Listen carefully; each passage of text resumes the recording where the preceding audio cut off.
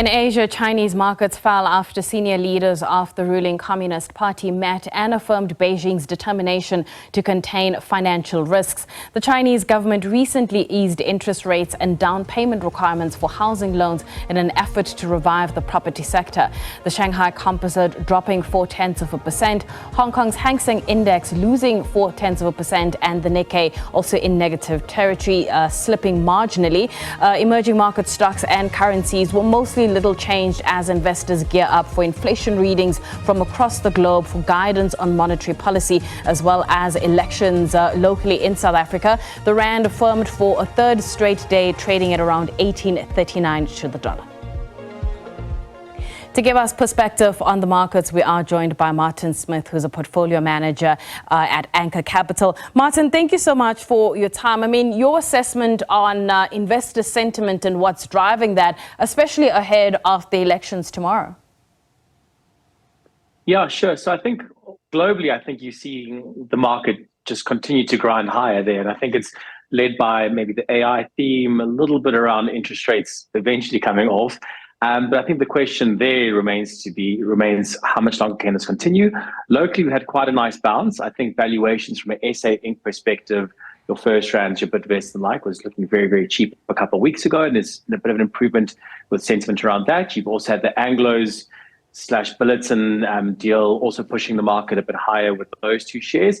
And then also the Naspers and Prosus kind of feeding in from what's happening in the Chinese tech sector. So a lot of good and positive things from SA. But we've seen quite a big move in the last couple of weeks, and it just remains to be seen as can it go up another leg from here, or do we drift back? Let's talk about company results. We had numbers come out of Pepkor. Was there something there that caught your attention? I thought it was quite a decent set of numbers. I think it was nicely ahead of what the market and consensus was looking for. A little bit surprised by the share price reaction, maybe not being as strong as I would have liked and hoped. It's a business that we really like, and I think one little benefit from an improving South African GDP and story, and when load shedding and things like that are kind of out of the base, I think it'll benefit quite a lot from that. So it's a story we still really, really like, and one that I think you can hold on for the kind of medium to long term. We've had local companies release their results, and I know different sectors are affected by different macroeconomic conditions, but what are you getting when you look at those results that have come out, at least over the past couple of weeks or so, when it comes to the health of corporate South Africa? Well, I think if we look at maybe the last even 18 months or so, I think South African companies have had to be very, very resilient. You've had a lot of headwinds. You've had GDP pressure, and we've been struggling from a growth perspective. You've had higher interest rates. You've had a consumer under pressure. And you've also got the load shedding element of it, which is also adding extra costs and affecting the operations of all these businesses.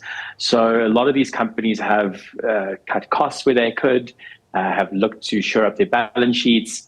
And I think that's all very much evident again in the last few months, and maybe even the last year and a half or so. And they've done very, very well in that regard. So hopefully these businesses are now kind of ready to go in the next kind of trajectory in South Africa as interest rates go down, load shedding starts to abate, and they can look to benefit from the work they've done to just keep things nice and tidy when things were a little bit difficult. So been very, very resilient from SA companies, and I commend them on that. Let's talk about, I suppose, call it portfolio allocation and how you're moving things around. I mean, where are you underweight and overweight? And I suppose also what significant changes have you made since the start of the year? Yeah, sure. So I think the big thing, like I mentioned at the beginning of the show, you've got to ask the question offshore. How much longer does this continue? Because you've seen valuations really looking stretched from an offshore perspective. So we're taking a little bit of equity off the table. I mean, you can get quite nice money markets returns 5.5% in dollars for not taking too much risk. So we're bringing down the equity content just a little bit where we can, because again, valuations are looking a little bit stretched offshore.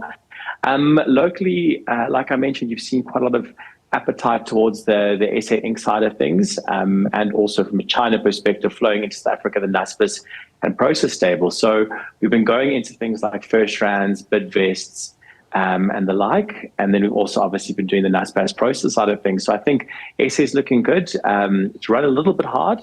So let's see how we go in the next few weeks. But I think anything SA Inc. I think you can look to benefit. Again, valuations are quite cheap. How are you playing then the AI theme within your portfolios? What are you getting exposure to?